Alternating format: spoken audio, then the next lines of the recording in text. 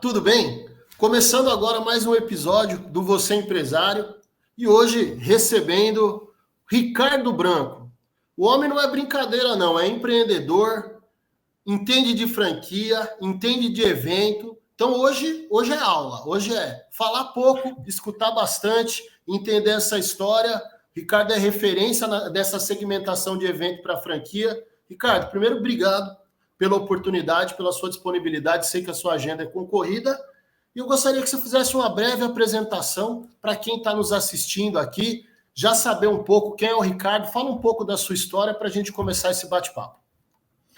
Tá bom, Marcos, muito obrigado. Obrigado pela oportunidade de estar aqui com vocês, poder falar um pouquinho desse moço chamado Ricardo Branco. Tem uma história longa para falar. Para falar desse moço, a gente teria que ter um pouquinho mais de tempo, viu? Mas eu vou aqui fazer um breve relato e aí eu conto rapidamente aqui essa minha jornada, né? Que eu chego aqui agora nos meus 64 aninhos. Então, eu começo lá atrás como empreendedor já, na verdade, em parceria com os meus irmãos, a gente fazia pipa, papagaio, sabe? E vendia na porta de casa. A gente morava ali na região de Moema, e aí a gente fazia uns papagaios muito transados e tal, ia para a rua e comercializava. E ali, naquele momento, eu comecei a pegar uma afinidade muito grande com aviões.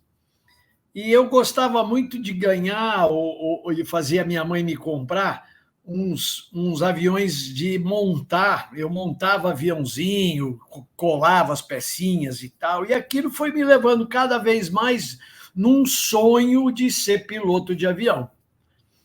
Na verdade, eu tinha dois sonhos.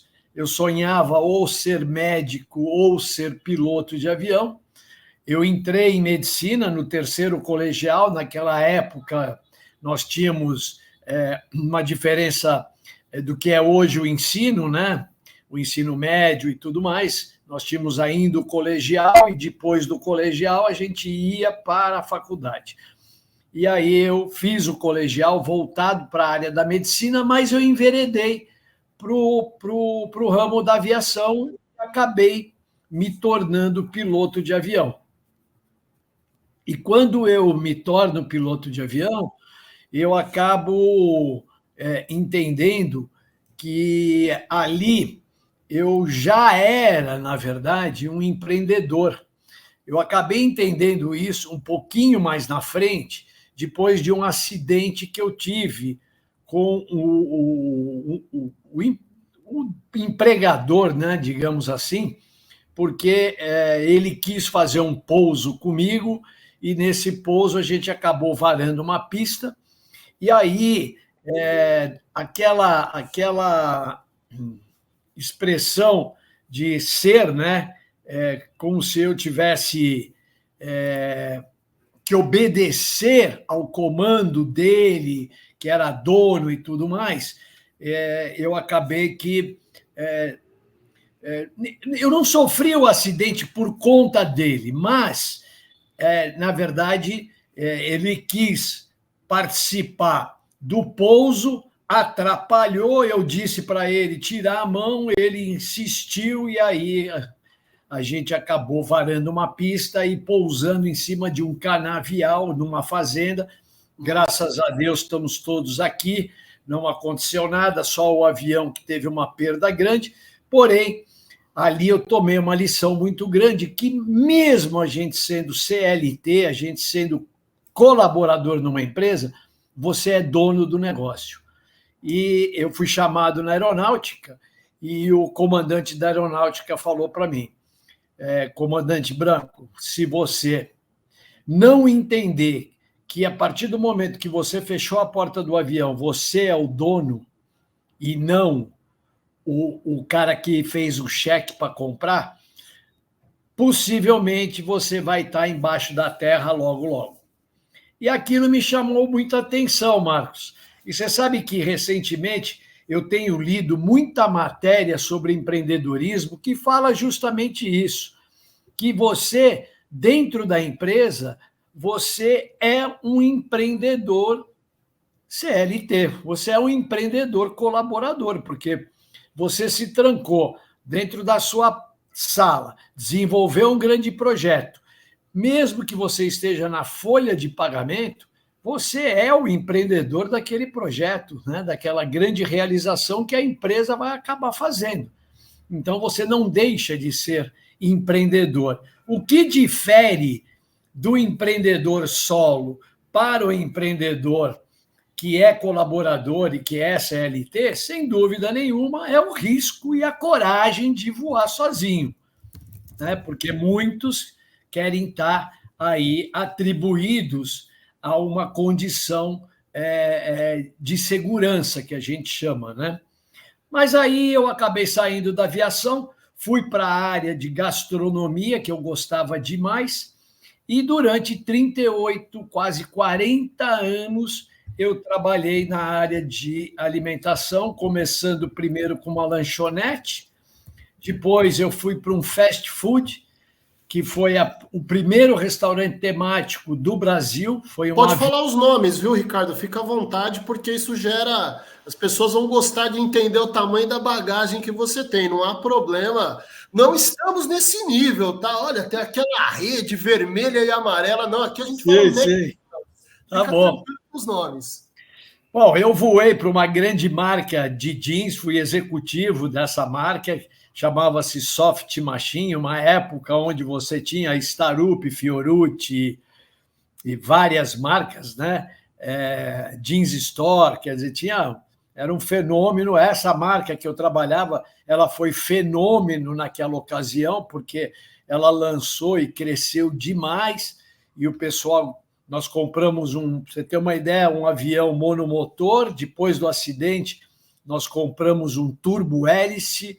Viajei o Brasil inteiro, viajei o Caribe também, porque eles tinham loja numa ilha francesa, no meio do Caribe. Quer dizer, então você veja as oportunidades que eu tive, né? Eles tiveram loja também na Madison, em Nova York. Aprendi muito com eles, né? Porque realmente eram umas pessoas assim muito empreendedoras. Meninos também, eles tinham 30, 33 anos naquela época. Você imagina eu com 20 e pouco, piloto do avião dos caras com 30, 33, né? Então, acabei aproveitando aí um momento muito significativo do crescimento deles. E aí eu vou para a alimentação.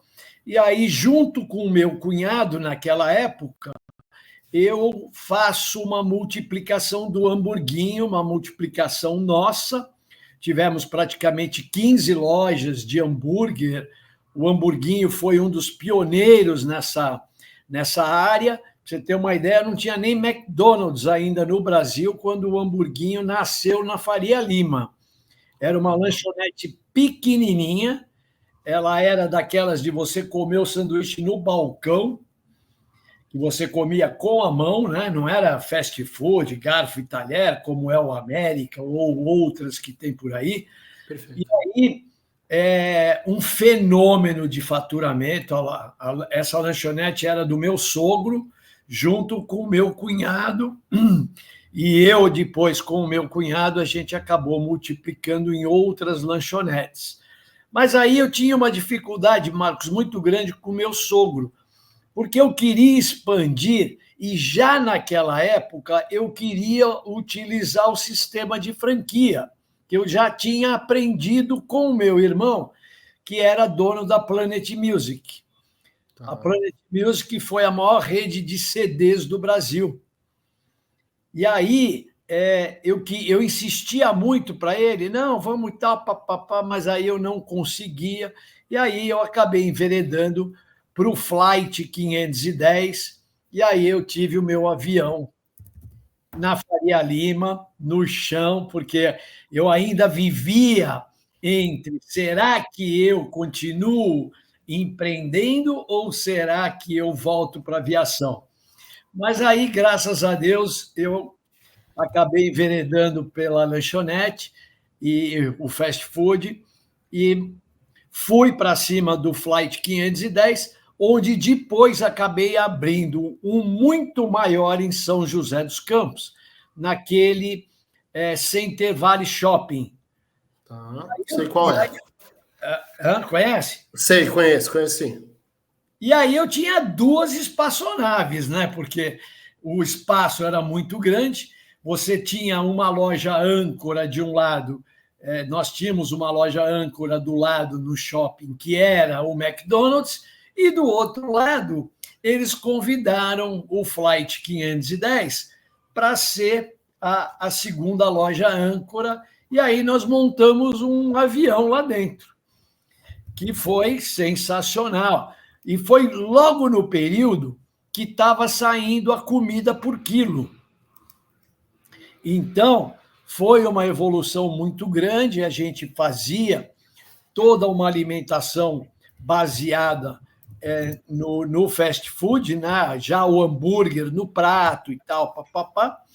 E essa loja ela foi pioneira porque ela tinha toda a cozinha em vidro. Então, você via toda a prática dos cozinheiros, de toda a parte do pessoal, dos colaboradores, ali, ao vivo e a cores, numa situação inédita também.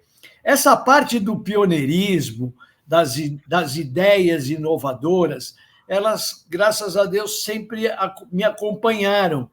Eu sempre tive essa oportunidade de estar no momento certo, na conversa certa e sair com alguma coisa que trouxesse realmente um conteúdo diferente, um movimento inovador, né? Aí eu vou um pouquinho mais para frente. Então, você veja que eu estou vindo da lanchonete, eu fui para o fast food, e aí eu vou para a alimentação de alta gastronomia.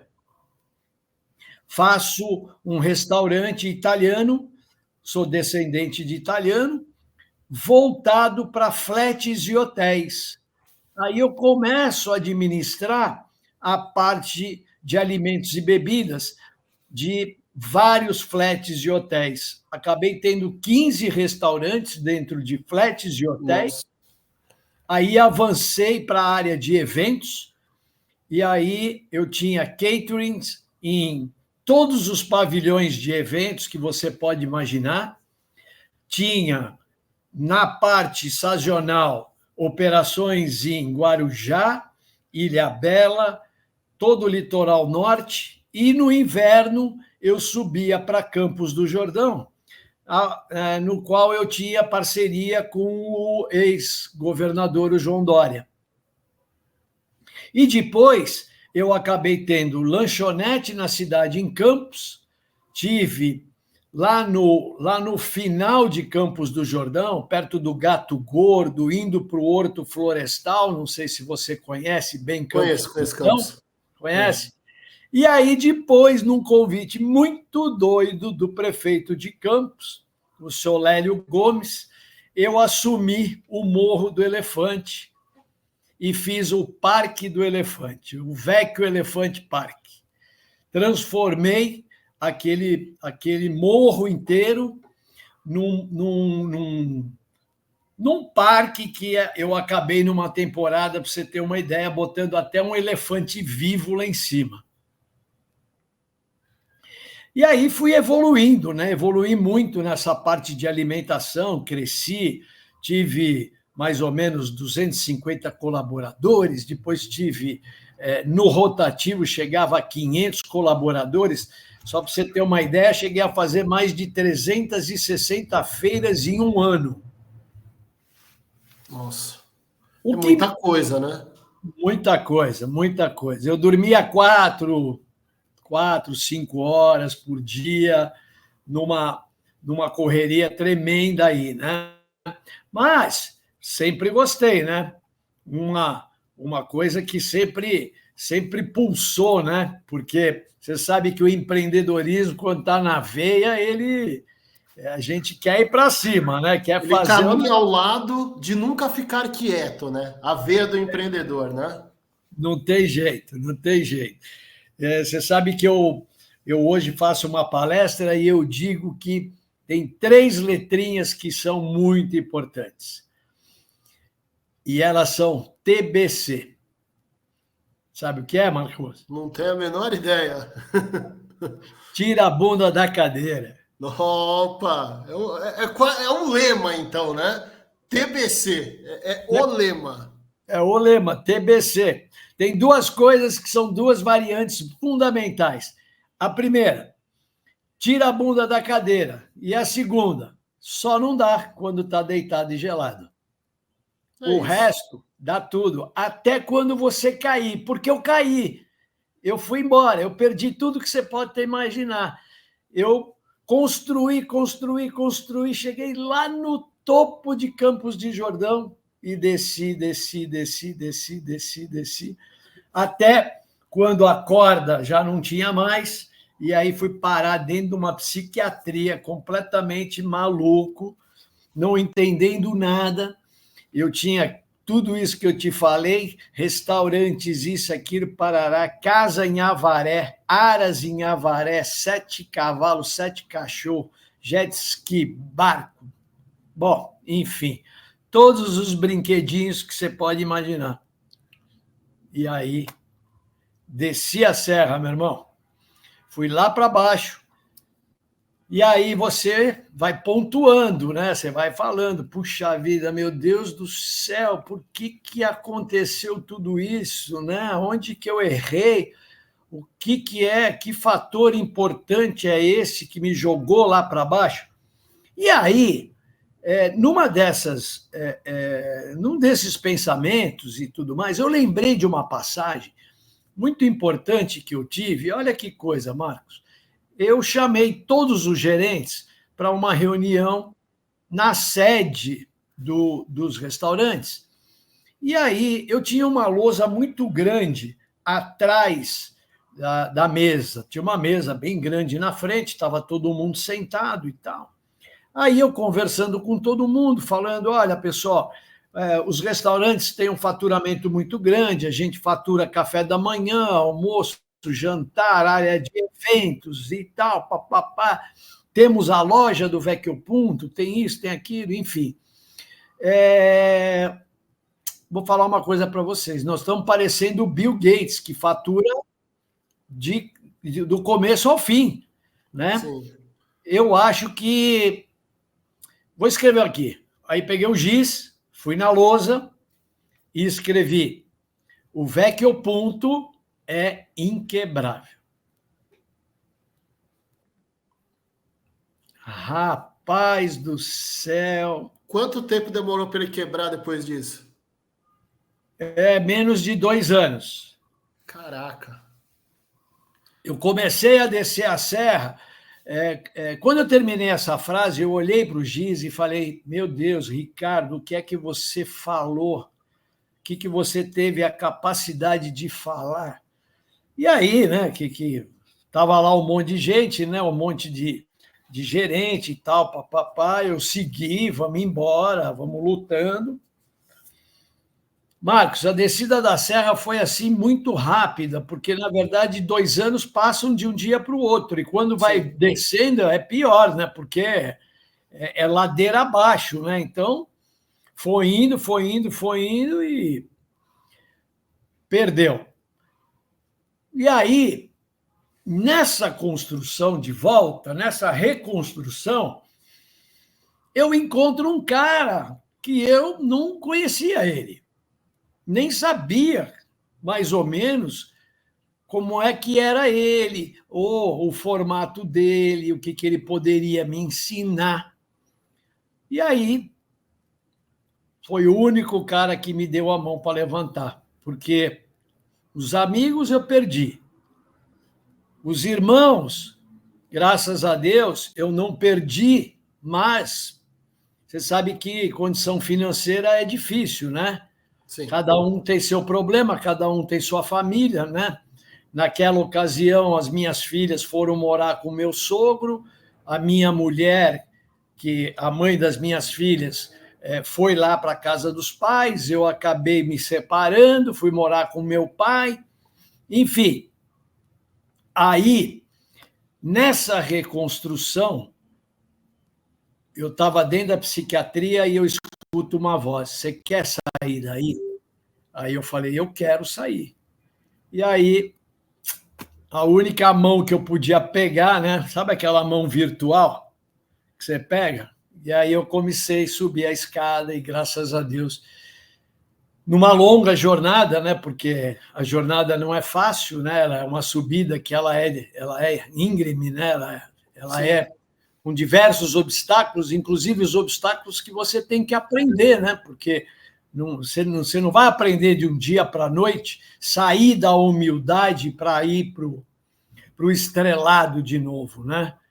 E aí eu me postei do lado de Jesus e comecei a andar do lado dele e vamos embora, ter muito mais fé, ter muito mais dinamismo, ter vontade e acreditar mais.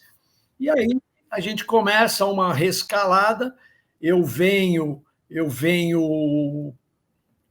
volto para o apartamento da minha mãe, mas aí eu fico numa depressão, e aí eu começo a caminhar com um projeto que eu desenhei da primeira feira de chocolate do Brasil.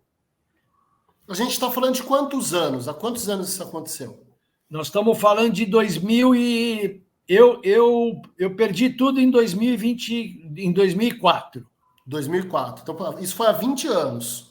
Exato, 20 anos. E aí você veio se reconstruindo, fazendo essa retomada, porque do que você foi falando, que eu fui marcando, até para você conseguir tomar um gole de água aí, para a gente ter sequência. Você falou, quando você falou no Flight, né, o nome do restaurante que você fez, o Flight 510, você uniu a tua paixão pela aviação e a da gastronomia, né? Você colocou um nome que te remete a uma coisa que começa ali a tua história. Aí você vem conduzindo a sua vida. Quando você falou na questão do evento em Campos do Jordão, que você até levou de fato um elefante para o Morro do Elefante, você já vem com a questão lúdica, né? Que está sempre presente nos negócios que você faz, né? Isso é uma coisa super interessante para a gente conduzindo. E quando você fala do momento em que tudo dá errado, Ricardo, empreender, né? Quem está vendo a gente aqui, ou é uma pessoa que gosta do empreendedorismo e já está nele há muitos anos, ou é alguém que está pensando, que é uma rota muito comum você trabalhar para alguém e depois trabalhar para si. É muito raro quem nunca trabalhou para alguém. É legal essa lógica que você estabeleceu, que ainda que você trabalhe para alguém, você empreende, porque você faz as pessoas comprarem as suas ideias, fazer uma questão ali de entender o projeto, para ir avançando. Então, o empreendedor, ele é realmente muito sozinho. A solidão de um empreendedor, a partir do momento em que você constitui uma equipe, eu fico imaginando o desafio de você conduzir 15 postos de trabalho diferente, com 250 colaboradores, podendo chegar a 500 quando você fala em movimentos sazonais, o quanto isso consumiu de energia, o quanto torna a sua jornada impressionante, porque você faz tudo isso, a coisa desanda, você entende ali, olha para dentro, né? Dentro da tua dúvida disso, né? Deu uma oscilada no sinal. Pode falar. Deu. Na verdade, você tem que estar dentro de uma rede, né? Primeiro, que todo mundo acredita em você, né, Marcos? Porque é uma loucura. Você imagina você verticalizar nesse crescimento. E olha que eu cresci numa matemática que não existe nem PA e nem PG. Se você colocar progressão aritmética e progressão geométrica, você não vai encontrar o meu crescimento. É maluco a multiplicação. Porque eu tive um restaurante, fui para 2, fui para 4, de 4 fui para 8, de 8 fui para 15. Aí, área de eventos, área disso, área daquilo, se eu falar para você em quanto tempo, você vai falar, meu, e como? Cadê o dinheiro? foi sempre com o dinheiro que entrava. Nunca tive um investidor, nunca tive um cara que falasse assim, ó, toque, nós vamos junto. Sempre foi na luta, era eu e a minha ex-mulher no financeiro, eu no comercial e operacional, e vamos tocando, entendeu? Potencializando, e aquela tal história, né, Marcos? Porque depois que você desce a serra, a esposa sai do filme, porque enquanto estava bacana, andando de lancha, andando de jet ski, todo mundo participa. Depois que desce a serra, ninguém quer saber. A culpa não é minha, a culpa é do outro. Não é verdade? O sucesso a gente divide. Se deu tudo certo, nós somos maravilhosos. Se deu tudo errado, você não fez o seu trabalho, né? Não, o empreendedor ele está crucificado que nem Jesus Cristo foi, meu amigo. Sabe como é que é? Põe o cara na primeira fileira aí, toca 2 pregos nele e pendura ele, entendeu? Essa é a grande parada. E eu vou te dar um exemplo que você vai falar assim, pô, Ricardão, que história fantástica, porque nós vamos entrar no franchise agora, e aí eu vou te contar um negócio que é espetacular. E o que acontece? Nessa minha reentrada, né, eu vou caminhando, aí eu faço a primeira feira de chocolate, aí eu mudo para Avaré, que eu ainda tinha a minha casa de Avaré, eu tento botar em ordem e tudo mais, tento colocar uma situação de produtos de chocolate, desenhei cada produto de chocolate maravilhoso, Chocoice, Chocopirina, imagina, Chocopirina, uma pastilha de chocolate no formato de aspirina. Você toma, você tem cafeína, passa dor de cabeça. Cara, esse nome é genial.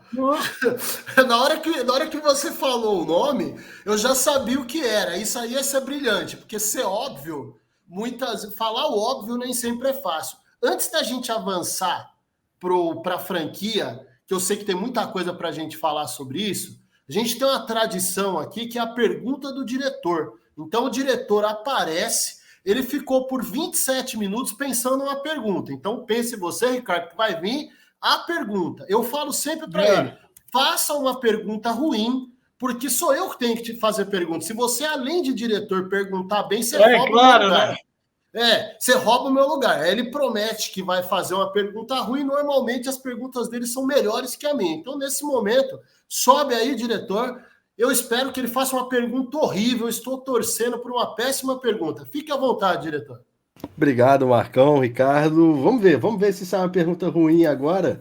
Ricardo, primeiro, muito bacana a história, a forma como você conta também, e até usando essa sua linha mesmo, né, da questão de ter começado ali na aviação, de ter tido aquele acidente, certamente foi um susto muito grande, e aí, seguindo nisso, você também relata na sua história profissional com o ramo de alimentação e toda a sua carreira depois, também um voo alto que se acidentou depois, né? E também, de novo, uma retomada. Então, são questões ali de altos e baixos, e queria, né, lógico, até além da parte prática de como empreender, enfim, acho que essa parte ela é igualmente importante às questões técnicas e práticas que a gente tem que saber, né? Que quem está assistindo a gente aqui tem que saber. Então, queria que você desse, a partir do seu exemplo, uma dica para quem está ouvindo a gente aqui, para quem está vendo a gente, quão importante é manter a calma e, enfim, a lucidez em momentos de turbulência, em momentos de um possível acidente que está acontecendo, ou que pode acontecer, e como se recuperar disso, porque é um cenário muito comum no mundo do empreendedorismo. Eu vou dizer para você que a maneira mais correta e mais tranquila de você resolver isso é tirar a mão do manche.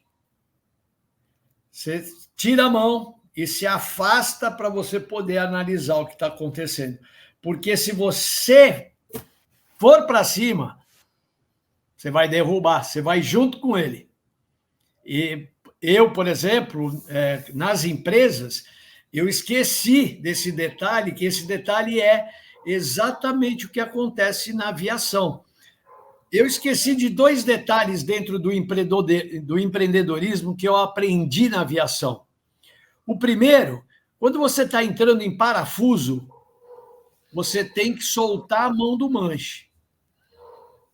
Solta tudo. O avião automaticamente ele vai voltar à posição em que ele estava. Ok? Deu para entender? Deu. Então, o negócio está em turbulência. Os caras estão te cobrando. O pessoal está te ameaçando. O Serasa te negativou. O que você vai fazer? Vai pular? Vai se jogar do apartamento? Não. Sai do furacão. Entendeu? É a primeira coisa. O empreendedor ele tem que sair fora. Vai administrar lá de Fernão de Noronha, onde tem os tubarão e ninguém chega perto dele, entendeu? Porque ele é a cabeça, ele é o líder, ele sabe, ele construiu. Então, ele vai saber tirar aquilo do buraco. E o segundo, que é muito importante, é você ter o plano piloto. E o plano piloto é de A para B mais C. Você tem que ter alternativa em C. O avião da Chapecoense, turma, o que aconteceu? Ele tinha gasolina só para chegar no destino. E aí ele não teve como ir para a alternativa. Ele não tendo como ir para a alternativa, ele caiu na montanha. E aí ele matou todo mundo. Entendeu? Então, A para B, eu vou investir. Quanto que eu vou gastar, quanto que eu não vou gastar, eu preciso de fluxo de caixa, eu preciso de ter uma retaguarda, eu preciso ter um dinheirinho aqui reservado, porque quanto tempo vai faturar? E se vier uma pandemia? E se não faturar? E se eu botei no lugar errado? Lógico que é muito si para o empreendedor, porém, vamos deixar uma reservinha aqui, né, no C, para que, se acontecer, eu não bote todos os ovos na mesma cesta.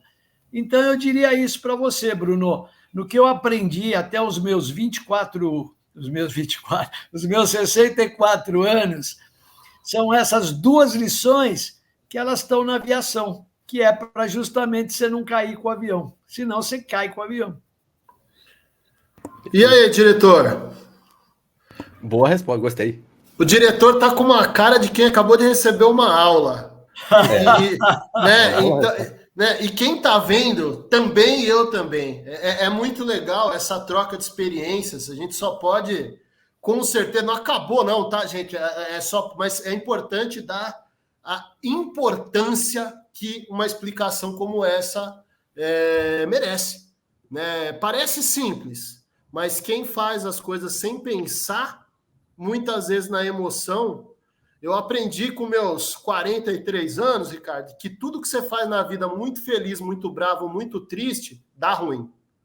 Tudo que você faz na vida naquele momento que você está em estado de equilíbrio, produz bastante. Porque a gente consegue, a gente se capacita para enxergar aonde estamos e aonde queremos ir. Diretor, tem mais alguma pergunta ainda nesse tema? Porque a gente vai avançar agora para a franquia. O senhor está satisfeito? Vamos. Então tá bom. O senhor volta para a pergunta. O senhor volta para a pergunta, então, sobre franquias, beleza? Pode deixar. Até já, então, gente. Depois eu vou te falar mais uma aí, Brunão, que você vai guardar mais uma aí, tá bom? Perfeito. Eu volto daqui a pouco, então. Então tá bom.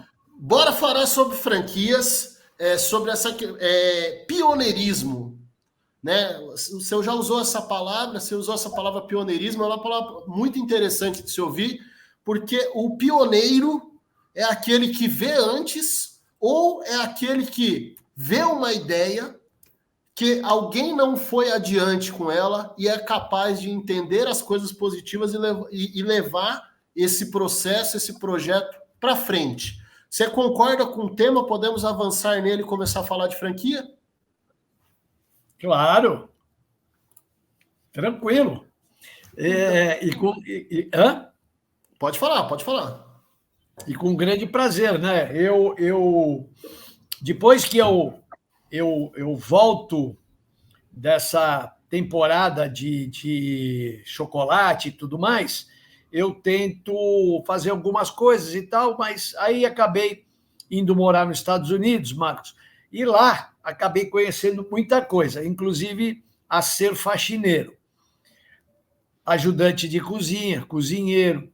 Estados Unidos te joga na humildade e lá foi um grande professor para mim. Passei várias situações nas quais aprendi muita coisa.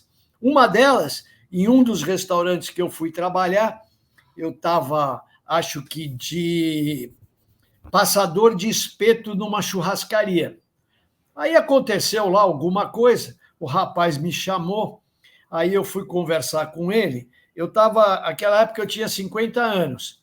Ele virou para mim e falou assim: olha, eu vou dizer uma coisa para o senhor não entende nada de restaurante. Eu falei: o que é que você está falando? Ele falou: o senhor disse que o senhor entendia, tal, mas eu estou vendo aqui que o senhor não entende nada. Eu falei: você pode me esperar um minuto? Aí ele falou: claro. Aí eu saí pela porta da cozinha, assim, para fora. Marcos, eu chorei tanto. Falei: não é possível, meu Deus do céu. Tantos anos na alimentação, o que esse cara está falando para mim? Eu fui campeão brasileiro de risoto, disputei o Mundial na Itália, com essa quantidade de colaboradores e casas que eu tive, todas de sucesso, porque foram todas aqui com muito sucesso, Hamburguinho, Flight, Vecchio ao Ponto, todos os grandes eventos que eu fiz para o João Dória e tudo mais. Eu respirei, parei de chorar, olhei e tal, voltei e falei para o cara: não é que você tem razão? Eu realmente não entendo nada. E eu acho que ali, naquele ponto, eu comecei a subir a escada de novo, porque foi naquele ponto que eu acho que eu atingi, talvez, o ponto da humildade, de chegar lá embaixo, ou um cara me jogar lá para baixo, e eu humildemente falar para o cara: olha, estou disposto a aprender, você me ensina? Porque a gente não sabe tudo, né, Marcos? De repente o cara está olhando com outro ângulo e ele está vendo você fazer a coisa errada. Não é do jeito que ele achava que eu deveria fazer. Ele era o chefe do negócio, não importa. Eu tinha 50 anos, o moleque tinha 20 e pouco, 30 anos. Hoje em dia você pega os moleques de startup aí que estão dando aula para magnata de 60, 70 anos, entendeu? Você vai discutir com o cara. O cara com 30 anos fez 50 milhões de dólares. Então, sabe mais. Eu pego o meu neto de 4 anos, vou jogar com ele videogame, eu nem quero jogar, porque o moleque me dá uma aula, é até chato jogar, não é? É atropelado. É atropelado. Então, você não sabe jogar, é verdade, eu não sei jogar. Vamos jogar outra coisa, né? Até que eu ia falar para o Bruno aí, se o Bruno estiver aí escutando. Tá sim. Ô, Bruno, cadê o Bruno? Tá aí? Enquanto o Bruno sobe, tem que chama o seu neto para jogar dominó. Aqui. Aí eu duvido que ele ganhe de você. Olha, eu vou dizer para você que o jogo, sabe qual é, Bruno? Te falei 2 coisas, não te falei? Hã? Sim. E eu vou te falar a terceira. Você sabe jogar xadrez, Bruno? Tem muito tempo que eu não jogo, mas sei. Então. Até com medo de falar agora que sei, mas sei. Pratica bastante, porque esse é o jogo do empreendedor. Jogar xadrez. Quanto mais você olha para o tabuleiro, mais você consegue aprender a se defender e a atacar. O jogo realmente é sensacional. E isso eu tive o prazer de aprender com meu avô, e é um dos jogos que eu mais gosto de jogar, porque ele te traz um aprendizado e um desenvolvimento na inteligência muito grande. E quando você está numa situação desconfortável no teu negócio, dentro do teu empreendedorismo e tudo mais, se você olhar o seu negócio como se você olhasse um tabuleiro de xadrez, você pode ter certeza que você vai conseguir mover essas pedras exatamente como se move um tabuleiro. Joga a peça para cá, joga a peça para lá, e aí vai chegar do outro lado e vai dar o checkmate. E é importante chegar nele, né, cara? É importante, é importante. Só não pode deixar a dama chegar muito perto de você, porque a dama derruba, viu? Até nesse jogo. Até... Eu nunca fui um grande jogador de xadrez, mas eu jogava dama bem, viu? Eu também joguei bastante dama. Meu pai jogou comigo até o momento em que ele não ganhou mais. Aí, quando ele parou de ganhar, aí ele não jogou mais. Outro dia eu falei para ele, acho que faz uns 20 anos que a gente não joga. Ô pai, vamos jogar dama? Você tá louco com você? Eu não jogo dama nunca. Falei, pô, mas faz uns 20 anos que a gente não joga e não vamos jogar. Não... Foi perdendo tanto que eu desestimulei. Deveria ter deixado ele ganhar, mas ele me ensinou. Ele nunca me deixava ganhar no futebol. Então, quando eu tive a oportunidade de não deixá-lo ganhar também, aprendi a lição à risca, daí perdi meu adversário, era meu pato preferido. Bora lá, bora eu lá. Também, eu tinha uns patinhos legais para jogar, viu? Mas é isso, mas não... Aí, o que acontece? A gente avança. Aí a gente avança, eu vou para os Estados Unidos, volto, vou ser corretor de imóveis. E aí começo a aprender e tal, 2 minutos, saio na frente, fui campeão de vendas, ganhei prêmio da Abiara, não sei se você sabe. Conheço. Sim. Uma construtora imobiliária, né? Isso, uma imobiliária chamada Abiara, e aí durante 2 anos eu me tornei o melhor vendedor da Abiara. E aí eu sempre gostei muito de trabalhar, né, Marcos? Então, eu sempre acordei para trabalhar e vamos trabalhar sério, né? Já que é para trabalhar, vamos vir, vamos fazer o melhor, vamos se dedicar, vamos fazer acontecer e tudo mais. Aí, eu, olhando um catálogo que o meu irmão apresentou, eu vi essa feira de franquias, uma feira diferenciada e tal, modelo muito similar ao que tem na Espanha, na Inglaterra, até nos Estados Unidos. Eu já tinha participado de feiras nesse modelo que a gente faz hoje aqui, que são mesas de reunião, com meu irmão, e quando a gente foi para os Estados Unidos também. Aí eu acabei sendo chamado e implantei esse modelo, o primeiro modelo de feiras feitas em hotéis no Brasil. E aí a gente começa numa caminhada. 2018, 10 feiras, 2019, subimos para 19 feiras, promovendo feiras, trazendo marcas, né, e buscando do outro lado pessoas que quisessem empreender. Só para você ter uma passagem mais melhor, quando eu estava nos restaurantes, o meu irmão me convidou para trabalhar com ele na Planet Music. E aí, eu trabalhei com ele na Planet Music voltado para a área de franquias. Foi aonde eu cursei a segunda turma do Marcelo Scherto, que é considerado o papa do franchise brasileiro, um dos fundadores da BF. Então, naquela ocasião, a gente trabalhou demais a parte de franquias da Planet, ela teve mais de 50 lojas, e depois, numa sequência, então, né, dando esse gap todinho, né, daquela época para essa época, isso acabou sendo muito favorável, porque as feiras de franquia, elas nasceram dentro de hotel, que eu dominava, porque todos os restaurantes eram dentro de hotéis. Então, eu tenho uma linguagem muito fácil com o setor hoteleiro. A parte de franquia, eu também dominava, ou domino, né, porque eu já era formado em franquia.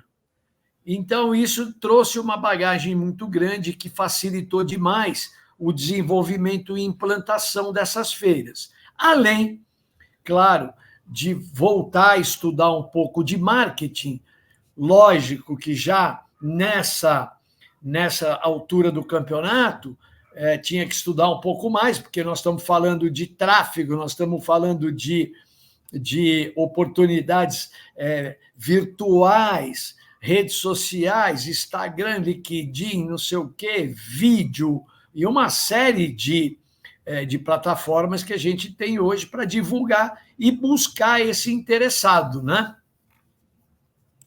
E aí a gente fez 10 num ano, 16 no outro, bum, veio a pandemia. Quando a gente estava naquela embalada, veio a pandemia, aí eu me torno sócio do Henrique Moll, na verdade ele me convida para ir para Belo Horizonte, aí eu saio daqui de São Paulo, vou para Belo Horizonte, moro lá perto da sede dele, e aí a gente implanta, fomos pioneiros também, aí volta de novo, a palavrinha pioneiro, volta de novo a implantação do primeiro modelo de feiras de franquias e empreendedorismo nas plataformas virtuais. A gente lança através do Zoom. Sabe o Zoom? Sim. Você expõe franquias, possibilidades de negócio para possíveis compradores através de uma live no Zoom. Não, isso foi durante a pandemia. Exatamente. Certo. Exatamente. Tá. Aí a gente lançava numa determinada região através das redes sociais e naquele dia você acessava o link que a gente colocava à disposição para ter uma reunião como a gente está aqui, e aí ou eu ou você estaria apresentando um modelo de negócio. E isso acabou gerando diversas oportunidades para muita gente, porque você imagina, o dinheiro estava represado, muita gente recebeu o 13º salário, fundo de garantia, foi mandado embora. Então, se gerou muita oportunidade, né? Muita gente comercializou naquela época as suas franquias, e quem tinha, por exemplo, modelo de negócio como plataformas de e-commerce, plataformas de trabalho via home office, né? Estourou. O cara bombou, né? Teve franquia que cresceu mais de 200%. Você imagina, eu sempre gosto de falar sobre o caso dos chocolates, né? Véspera da Páscoa entra uma pandemia. E aí, faz o quê? Como é que vende? Lojas fechadas, shopping fechado. Aí todo mundo correu, plataforma de e-commerce, plataforma digital, e aí vamos vender. Porta a porta, né? Programa porta a porta e assim por diante. Teve marca de franquia, para você ter uma ideia, que eles fizeram drive-thru no shopping. Você passava pelo carro, igual o McDonald's, entregava o ovo, chocolate. Bateram o recorde de venda. Então, pessoal preso em casa, com dinheiro porque foi mandado embora, pensando em investir. Aí alguém falou, tem chocolate em tal lugar, tem coisa melhor para deixar o cidadão animado do que comer um chocolate de boa qualidade, né? Então... e a família, os moleques, todo mundo perturbando o cérebro. Precisa fazer alguma coisa. Como é que faz? Bota produto para vender, toca pau aí, é coisa para criança, é jogo, isso, aquilo. Quem foi para essas plataformas só se deu bem. Foi recorde do recorde, né? É a mesma coisa que a construção. A construção não parou. O dinheiro estava represado. Vou aplicar em quê? Na Bolsa de Valores? Vou aplicar? Não, vou comprar um apartamento, vou pagar aos pouquinhos, e aí eu acabo ganhando, né? São as oportunidades, né, Ricardo? Que na dificuldade é que aparece a oportunidade, né? Hoje tem a expressão, se fala muito em dor, né? Às vezes, quando você percebe, né? Você falou também em startup. As startups, muitas delas eram coisas que a sociedade estava acostumada com alguns tipos de problema, que ninguém ligava mais, se tornou uma coisa cultural. E aí veio um moleque de 16 anos e falou, dá para automatizar isso aqui. Criou um processo e ficou milionário por se preocupar em sanar uma dor que existia há muito tempo. Todo mundo achava que não se resolveria. A partir desse momento se criaram negócios milionários, né? Com certeza. E isso impulsionou demais, né? Potencializou. Com certeza. E não poderia ser diferente com qualquer tipo de multiplicação. Lembra que eu falei para você que eu ia te falar de onde surgiu essa multiplicação? Sim. Porque a multiplicação, de fato, ela tem uma história tão intrigante e tão real, porque ela começa lá atrás. A gente está falando de 2000, ano zero, ano 30, 33, entendeu? Quando Jesus diz para Pedro uma frase significativa, que ele diz: tu és Pedro, e sobre essa rocha edificarei a minha igreja. Nasceu a franquia. É verdade. Eu nunca tinha pensado por esse lado. Eu encontro várias pessoas que têm anos e anos de franquia, eles nunca fizeram essa apologia, porque é uma coisa tão básica, que o maior de todos é o cara mais inteligente na face da Terra. Porque, Marcos, ele não fez só do lado espiritual, né? E quem estiver nos ouvindo, que me desculpe, até para não jogar pedra na gente, o que acontece? Jesus, ele é tão dinâmico e ele é tão inteligente que ele cria uma vértice que ele abre para o lado espiritual, onde você agarra ele quando você tem necessidades físicas, e o outro, ele constrói o templo, ele constrói a igreja.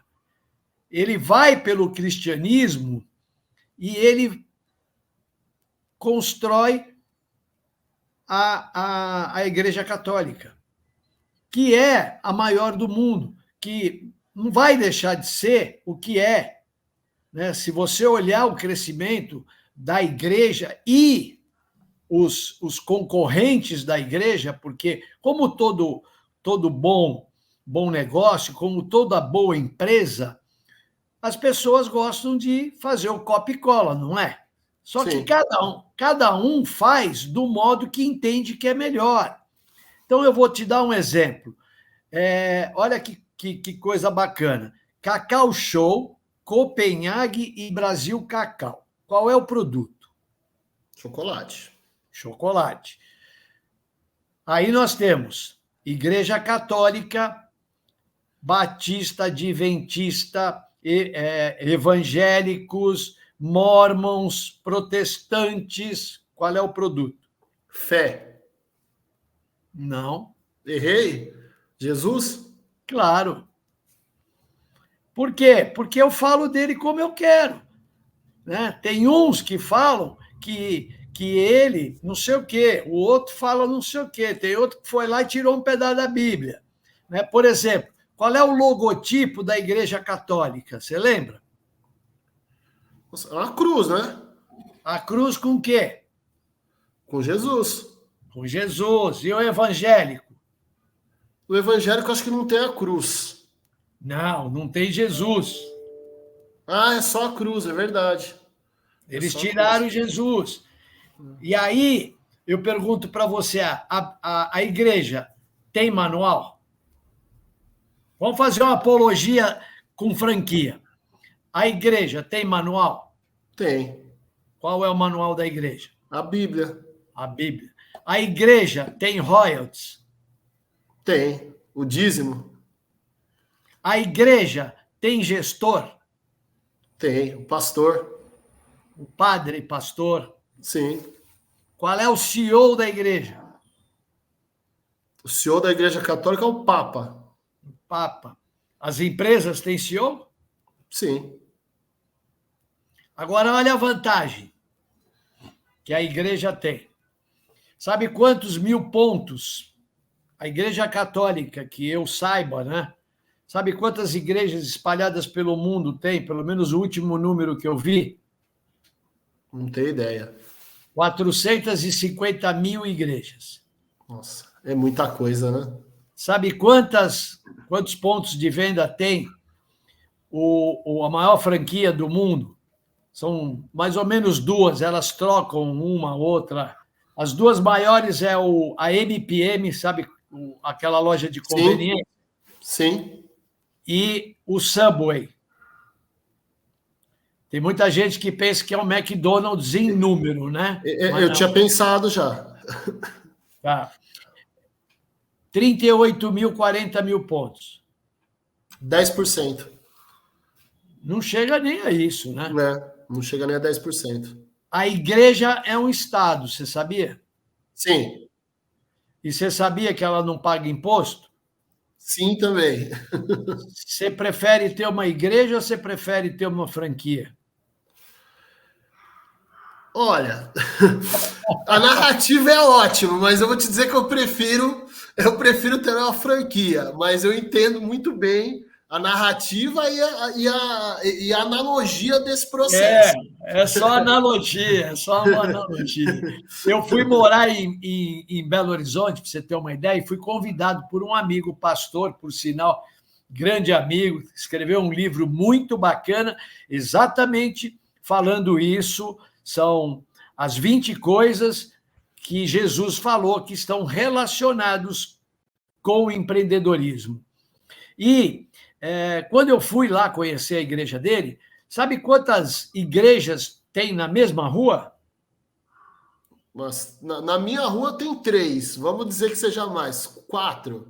9. Meu Deus. 9. Literalmente. Literalmente, uma portinha, o mesmo esqueminha, uma portinha, os bancos, a parte que o pastor faz o culto, o lugar da banda, enfim.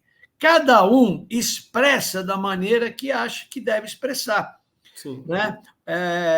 Qual é a grande diferença que existe na minha loja de chocolate e na sua loja de chocolate, que é da mesma rede, por exemplo? A grande diferença não vai ser produto, vai ser atendimento. É possível ter um atendimento. Perfeito, você matou exatamente. A diferença é o atendimento. Eu, como dono da minha loja, eu coloco lá um chocolatinho de degustação. Você não coloca. Quando a pessoa entra, eu botei um sininho atrás da porta que eu já escutei que ele está entrando e eu já estou fazendo uma cerimônia para o cara. Tem cara que tem lugar que você vai na igreja que o padre está te esperando na porta. Já viu isso? Sim. Ele te recepciona ali na porta, ou seja, ele é o cicerone, né? Olha, eu vim aqui te receber. Olha como você é importante, né, meu? Sim. Você entendeu? Sim. E aí, aquele sermão que ele vai fazer, né, a homilia, é que vai manter você lá dentro. Porque se ele não tocar o seu coração, ou eu não fizer uma coisa de qualidade na minha loja, você facilmente muda para outra loja. Com certeza. Então, é o atendimento, né? O atendimento. O atendimento, a relação humana, ela nunca vai perder enquanto a gente tiver esse fator presencial. E o presencial, Marcos, ele não vai acabar. Não tem como acabar. As pessoas não vivem dentro de casa, dentro de reuniões virtuais. Não dá. Eu preciso jantar fora, eu preciso ir num shopping, eu preciso ir numa praia, eu preciso ir a algum lugar. Senão a vida não fez sentido, né? Eu ficar dentro de uma toca. Sim. Não é verdade? Concordo demais. Você falou no livro. Tem quantos livros escritos já sobre franquia, o senhor? Nós não falamos disso, a gente está na reta final. Se tiver um, mostra a capa, até para a gente poder colocar o link para que as pessoas possam ver. Mas eu, pelo que pesquisei aqui, minha pesquisa pode ter sido errada, mas vamos lá. São 3 livros, é isso? Temos 2 já publicados Tá, É da coleção A Magia do Franchise. tá. Você pode encontrar no link franchise B2D, B2B, Story, com S, né? Story em inglês. E você .com.br, e aí lá você consegue. Mas você pode ir na Amazon ou você pode ir no Mercado Livre, que eles também estão lá à disposição. Perfeito. A gente vai fixar no link abaixo aqui do vídeo. A gente vai deixar ali para que as pessoas possam clicar aí diretamente sobre redes. Ah lá, a magia da franchise. Esse aqui é o seu Instagram, né? Que já está passando aqui, o Ricardo.branco6. Quem te segue nas redes sociais vai encontrar o quê? Você fala fala um pouco de trabalho lá, fala um pouco da tua fé. Como é que funciona o seu Instagram para quem quer te conhecer melhor? Na verdade, o meu Instagram ele é um pouco bagunçado, porque eu falo um pouco da vida pessoal, eu falo um pouquinho da franchise B2B. É mais legal, nesse caso, seguir o da franchise B2B. Aí é @franchiseb2b, e aí você tem bastante coisa bem legal. A minha particular aí, eu preciso dar uma melhorada nela ainda, que está bem legal. Agora, ou se não, entrar no site da Franchise B2B e acompanhar lá as feiras também, né? Lá tem as feiras que são muito legais, que a qualquer momento nós estamos passando na porta de alguém, né? O mercado não para, né? Tem que estar sempre acompanhando, né? Agora nós estamos indo para a Tríplice do Interior. Nós vamos fazer Ribeirão Preto, Campinas e Sorocaba pela primeira vez. A gente vem aqui para Sorocaba, uma cidade que está dentro do índice de empreendedorismo brasileiro. São cidades, na verdade, que eu analiso muito através do PIB, qualidade de vida, desenvolvimento urbano, capacidade de mão de obra. Então, eu vou fechar o ano com mais ou menos rodando o Brasil aí, bem próximo de 50 cidades, e provavelmente até o final do ano a gente deve fazer alguma internacional. No começo do ano nós fizemos para o Chile de forma virtual, foi um grande êxito, e o ano que vem a gente realmente atravessa aí os oceanos e a gente bota o pé em Portugal e vamos botar o pé nos Estados Unidos, se Deus quiser, aí, com algumas narrativas de parceria. Perfeito. Portugal. Vamos aqui na base da curiosidade, aqui aquela pesquisada. Aquela pesquisada, eu achei sensacional o Insta da Franchise B2B, hein? Achei muito legal aqui. Já olhei aqui, falei, olha, bem dinâmico, gostei muito. Ricardo, quero te agradecer demais por esse bate-papo. Eu que agradeço, espero ter contribuído aqui com o canal, que você tenha muito sucesso. Já te falei que a gente está à disposição com a magia do franchise. Temos hoje mais de 25 colaboradores aí, empreendedores, tem donos de marcas com mais de 1.800, 2.000 franqueados, que é uma loucura, né? Você ter uma rede dessa de multiplicação.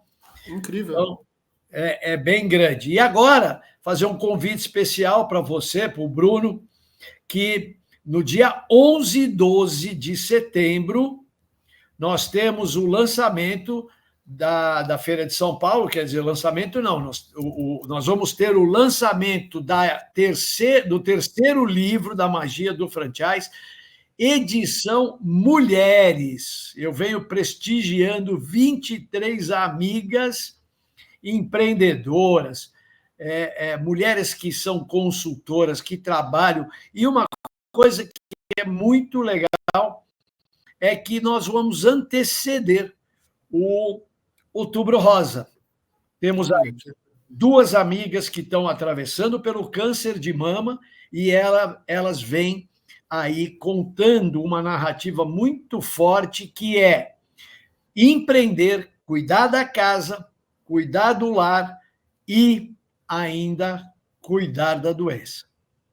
Então, é muito bacana. Esse livro realmente é, para mim, um momento muito de muita alegria, porque eu tive minha avó que teve câncer de mama e ela teve que fazer uma